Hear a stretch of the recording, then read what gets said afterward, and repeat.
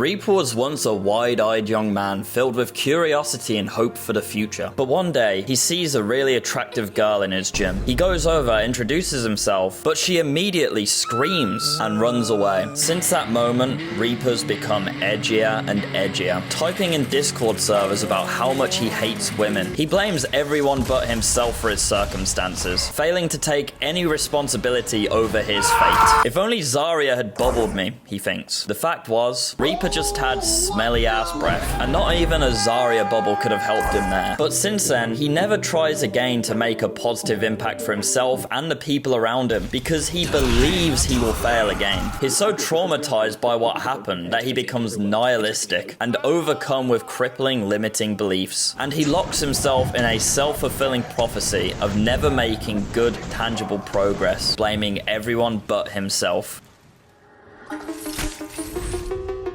Roadhog is, to put it quite frankly, an absolute fucking unit. Sadly, he adopted the average powerlifter's diet and became a fucking brick. Roadhog does one thing, and he does it very well. However, if it doesn't work out for him, he becomes completely useless until his cooldowns expire. Roadhog autistically power-leveled one facet of his self-improvement and failed to improvise and adapt to the rest of what makes a well-rounded man. He gets no bitches because his social skills are lacking. Roadhog is in a constant state of carb crashing. He's a one-trick pony. Outside of his trick, he's useless. He's also fat. He should go on a cut.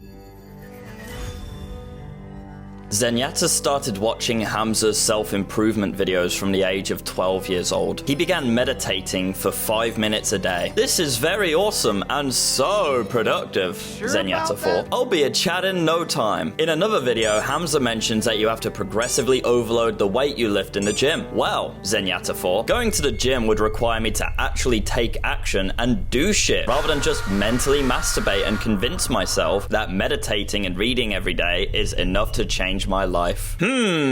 What if I progressively overloaded my meditation? So, Zenyatta began meditating for longer and longer. And soon enough, Zenyatta was meditating for 16 hours a day. Sadly though, Zenyatta forgot that he has to pay rent. So he was kicked out of his parents' house and became a homeless hippie on the small island of Koh Phangan off the Gulf of Thailand. There, he did a 10-gram shroom trip. Zenyatta turns people away from him because of his incessant use of spiritual jargon and his really abrasive opinions. He is convinced that he is more enlightened than the masses, so he speaks with far too much conviction, often in Discord servers arguing with others about religion. He also fucking stinks. He doesn't shower because he likes to let his aura cleanse naturally. Zenyatta just isn't very useful to society. He sits around, does shrooms and smokes weed, and convinces others that he is above them because he is so spiritually enlightened. Winston is a monkey.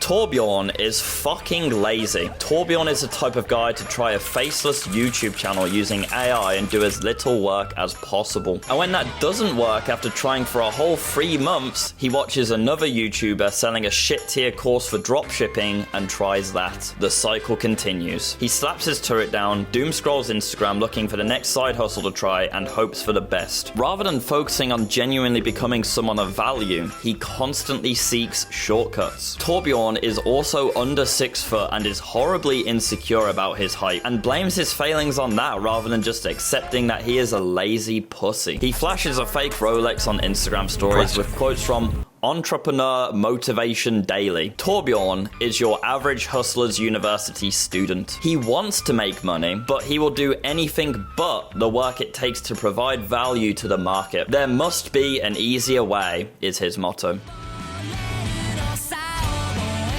Genji by all standards had so much potential to be a well-rounded, God-fearing, successful young man. Sadly though, at the age of 14 he discovered Attack on Titan, and since then he has based his entire personality around anime. Any spare time he has away from role-playing as a useful pick in my competitive matches, Genji consumes anime, spending hours upon hours watching his favorite shows. Genji has watched every single episode of One Piece twice. Genji is enslaved to his vice, but he does doesn't even realize it. He's so psyched that he will literally defend anime like he worships it. His profile picture's anime, his walls are filled with anime, his pillow is anime. But all of the time Genji spends watching anime and being a useless pick. It's time where he isn't developing himself as a young man. He finds anime so cool. The swords, the aesthetic, the cars, Japan. But in the real world, he's flat broke and has no chance of ever building such a life for himself. And his love of anime is actually what keeps him trapped, stuck in an action, spending his time very poorly.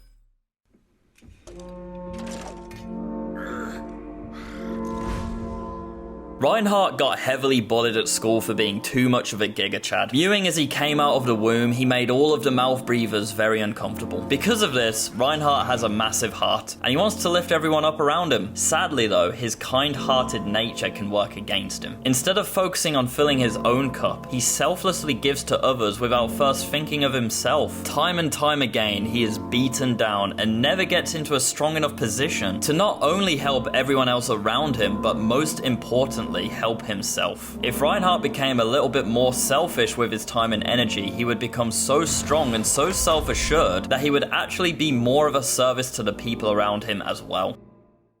Boys, I hope you enjoyed my little autism project here. Just to be clear, I don't usually make videos like this. The goal of this video is to reach guys who don't yet know about self-improvement and to get them involved, man. 4 years ago when I was playing Overwatch, I didn't even know that the idea of improvement of self existed. And I wondered why I had like really bad brain fog, really bad depression, anxiety. I couldn't speak to people without having panic attacks. I got no bitches. My life wasn't very good and I never really understood why. I hope this made you laugh. And if you want some empowering content in your subscription feed rather than the shit that you usually get, give the channel a subscribe. I upload some sort of empowering piece of content for you every single day. Take care, boys.